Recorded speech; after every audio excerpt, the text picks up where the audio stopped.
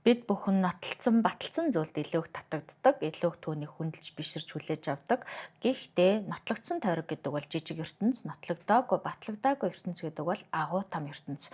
Бид бүхэн нотолсон зүйлээ үгүйсэх гэдэг байгаа юм биш, эсвэргээрээ нотолсон, баталсан зүйл дээрээ дөрвөлн нотлогдоогүй, батлагдаагүй зүйлүүдийг таньж олж мэдэх гээд байгаа 90 дээр явж байна гэсэн үг.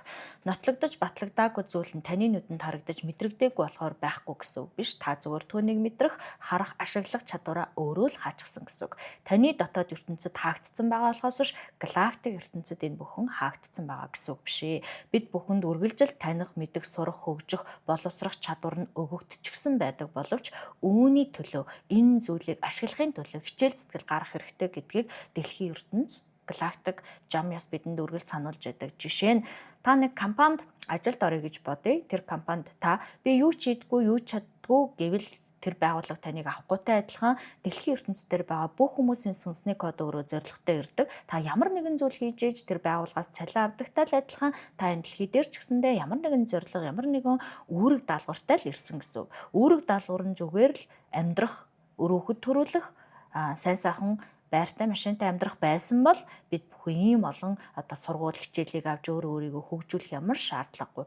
Ямар ч мэрэгчлэхгүй боловсралгүй хүн ч гэсэндээ өөрийн орон байраа босгох, үр хөвгтөө өсгөх ур чадвар нь угаасаа язгуур бидний ур чадварт хадгалагдсан байдаг гэсэн үг. Тэгэхээр бид бүхэн нэг байгууллагт өөрийгөө нэг компанид дэлхий дээр амьдарч байгаагаа тийм нэг компанид ажиллаж байна гэж бодоод тэр байгууллага та ямар нэгэн зүйлээрээ хэрэгтэй байх ёстой гэдгийг санаад таны дотоод сүнсэнд олон чадвар байгаа, олон мэдлэг байгаа. Түүнийг нээх буюу хөгжих, боловсрах, нотлогдсон тойргуудаас гарах, нотлогдоогүй буюу танигдаагүй өөрийнхөө дотор байгаа мэдээлэл рүү нэвтрэх, тэр мэдээллүүдэд ашиглаж сурч, мөн тэр мэдээллийг хэрхэн ашиглаж сурсан чадвараа бусдад дамжуулах ийм үүргүүд бол бид бүхний хүн бүрт заяагдмал байдаг. Та заавал цэцэн цэлмэг мундаг байх албагүй, зүгээр сурсан мэдсэн зүйлээ бусдад айцгүйгээр тарааж түгээж тэр сурсан мэдсэн зүйл дээрээ шамдангуй хандан өөрийгөө өдөр бүр шинээр нээх нь их чухал юм аа.